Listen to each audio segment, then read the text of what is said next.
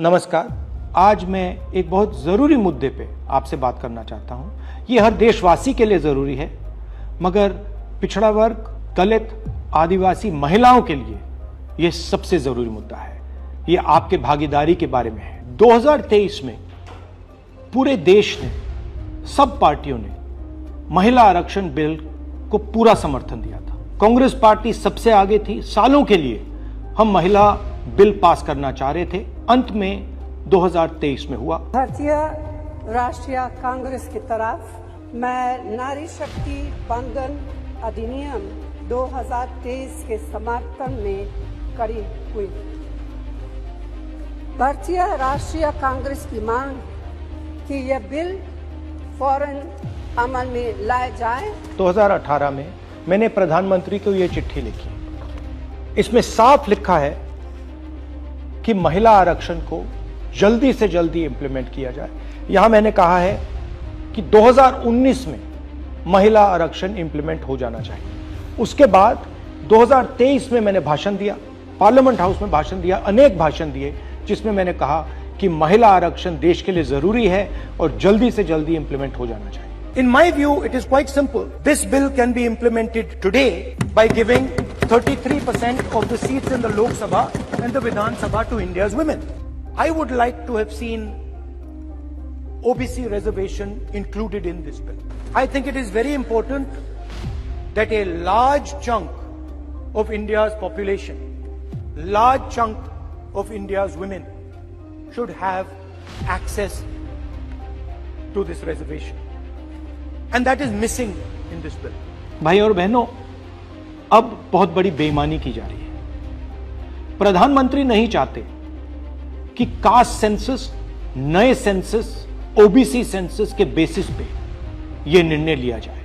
वो चाहते हैं कि 2011 का सेंसस यूज किया जाए, जहां पे पिछड़े वर्ग का नंबर है ही नहीं।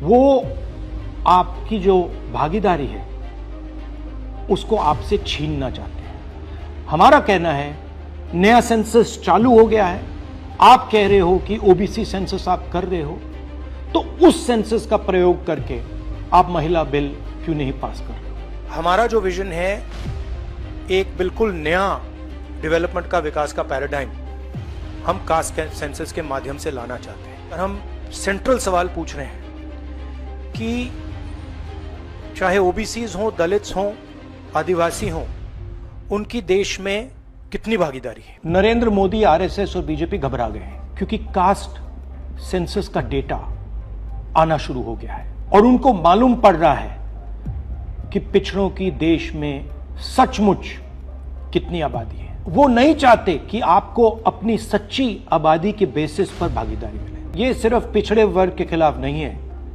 ये एंटी नेशनल एक्टिविटी की जा रही है, क्योंकि पिछड़ा वर्ग 50% है, उसको भागीदारी मिलनी चाहिए और प्रधानमंत्री आपकी भागीदारी आपसे छीन रहे हैं और आपको झूठ बोलने की कोशिश कर रहे हैं। इनका जो प्रपोजल है, इसमें एक और बहुत खतरनाक चीज हो रही है। The government has unveiled a sweeping delimitation bill 2026 proposing a massive expansion of India's parliamentary representation. The strength of the Lok Sabha is set to jump from 545 to a staggering 850 seats. सच्चाई ये है कि अगर जो मोदी जी चाहते हैं हो जाए, तो जो छोटे स्टेट्स हैं, साउथ के स्टेट्स हैं और नॉर्थ ईस्ट के स्टेट्स हैं, उनका रिप्रेजेंटेशन कम हो जाए। उनको भयंकर नुकसान होने वाला है और मैं इसको एंटी नेशनल एक्टिविटी मानता हूं। हमारा जो स्टैंड है वो बिल्कुल क्लियर है।